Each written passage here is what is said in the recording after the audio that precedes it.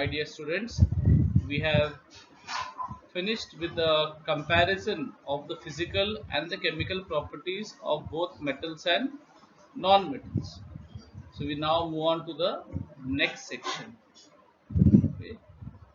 So let's move on. Now we will learn about some compounds called as ionic compounds. Ionic compounds. And how are ionic compounds formed? They are formed by the reactions between metals and non-metals. So when a metal and a non-metal react with each other, you get a compound which is called as an ionic compound. Now let's learn in little detail about this ionic compounds. We learn how they are formed and we learn about their properties. So let's watch a video on the formation of ionic compounds, which will make it quite clear to you.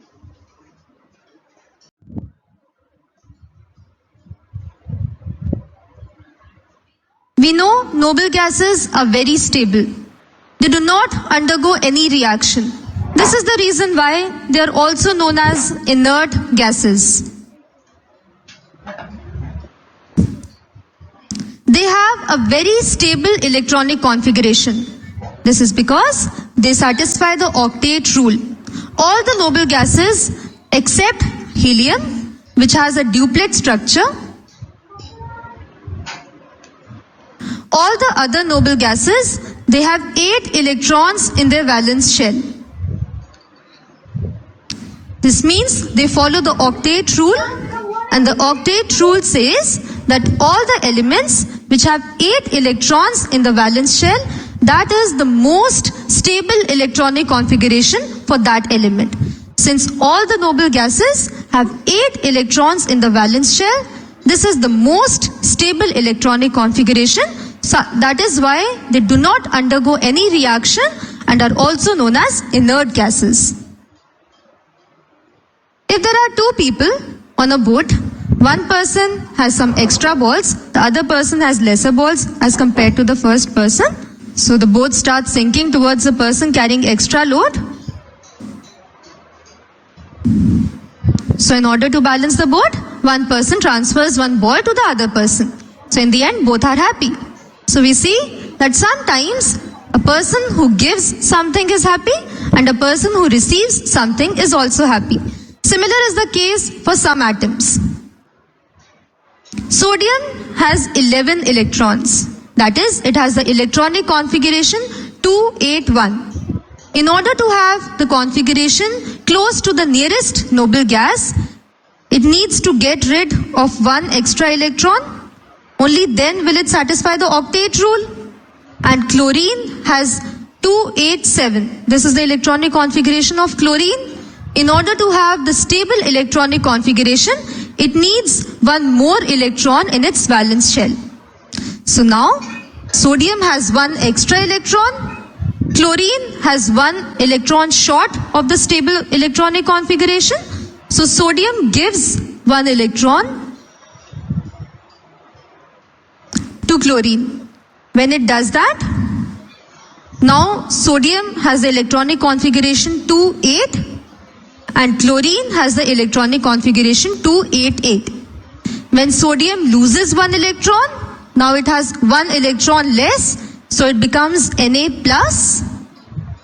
Since chlorine gains one extra electron, so it becomes Cl minus. And by doing this, both have the most stable electronic configuration. And now, one has a positive charge, one has a negative charge. In physics, you have studied that unlike charges attract, so the positive ion is attracted towards the negative ion. They start attracting each other and hence come closer to each other, forming a compound NaCl. Sodium loses one electron to have the most stable electronic configuration. Chlorine gains one electron to have the most stable electronic configuration, and they form a compound NaCl. This can also be represented by writing the chemical symbol, that is Na. We only show the valence electrons. So sodium has one valence electron, chlorine has 7 valence electrons. So now in order to become stable, this gives the one extra electron to chlorine. So it becomes Na plus, chlorine becomes Cl minus. So we can either write it as Na plus Cl minus or NaCl. And this type of a compound is known as an ionic or electrovalent compound. Why do we call it ionic compound? Because the formation of ionic compound involves the formation of ions. As we had seen in case of NaCl, it forms Na plus and Cl minus. Since it involves the formation of ions, such compounds are known as ionic or electrovalent compounds. And the forces holding the ions together are the electrostatic forces of attraction. These strong electrostatic forces of attraction hold the ions together, and this is how we get the ionic compound or the electrovalent compound. So the chemical compounds formed as a result of transfer of electrons.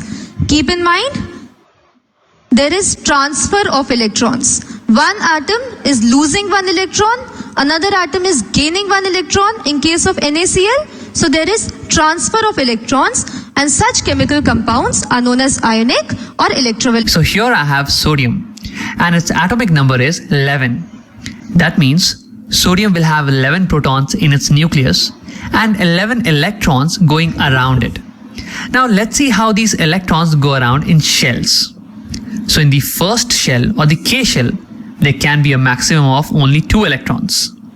Now in the next shell, we can have maximum of 8 electrons. So far we have 2 plus 8, 10 electrons, but sodium has 11. That means one more electron is pending. This electron will go to the next shell. Here, this is our 11th electron. So over here you can notice that sodium's outermost shell or the valence shell has only 1 electron. That means its octet is not complete. Now how can sodium complete its octet? Now one option is that sodium gains 7 more electrons. So 7 plus 1, 8. That means sodium's octet will be complete. But see, this is not possible. Because see, electrons go around the nucleus because they are attracted by the protons in the nucleus. But if you increase the number of electrons by a lot compared to the protons, they will not feel equal amount of attraction, and that's why they will fly off. So that's why this is not a good option. What can happen is that sodium will lose the 1 electron in the valence shell. And now sodium's outermost shell will be this, the second shell, the L shell. And you can notice that this already has 8 electrons.